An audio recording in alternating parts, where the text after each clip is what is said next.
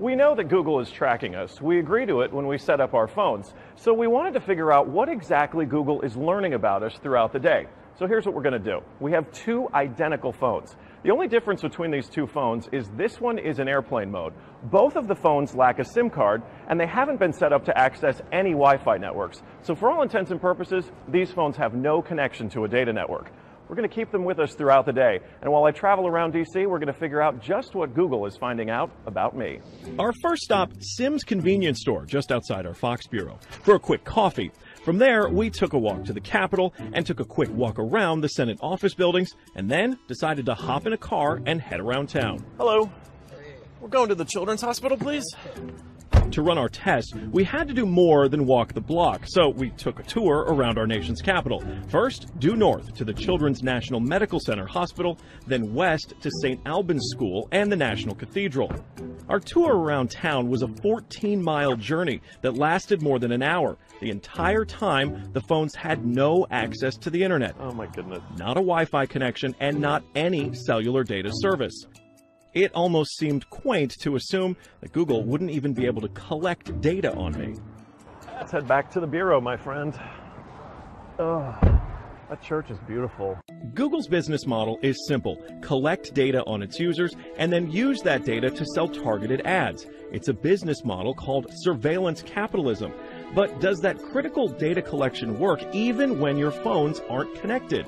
So we're back here at our Fox Bureau in DC, and we've got both of our phones exactly how we left with them. The only difference, really, I snapped a couple of bad selfies at the National Cathedral. But otherwise, they have stayed in my pocket for the entire day. So let's find out what they know. This is our man-in-the-middle device. It's basically a Wi-Fi network that these phones are going to connect to once we turn their Wi-Fi on. It's going to pass data through it on the way to Google. But on the way, we're actually going to get a copy of the same data that Google's going to get. We'll be able to decrypt it and then find out where we've been throughout the day.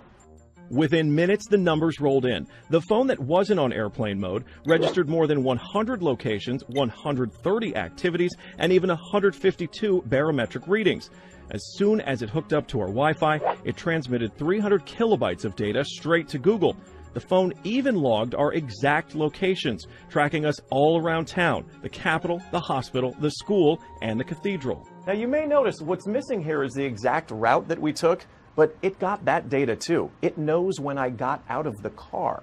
The metadata has a time log down to the very second, tracking everything when they think that you're walking, riding, and yes, even getting out of the car. Okay, so you're thinking, this isn't a big deal. I'll just put my phone in airplane mode. Yeah, we thought of that too. This is the other phone that we had with us that no SIM card also remained in airplane mode the entire time. Let's see what kind of data it captured. The phone with airplane mode activated actually logged more locations and activities than the other phone, and it also transferred hundreds of kilobytes of data to Google as soon as it was activated. The only thing that's missing from this map is our stop at the Children's Hospital, but it still knows we were there. There it is. Exiting vehicle, 100% accuracy.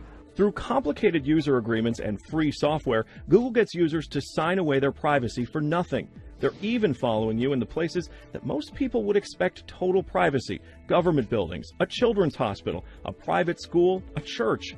Every move you make, every step you take, Google is watching.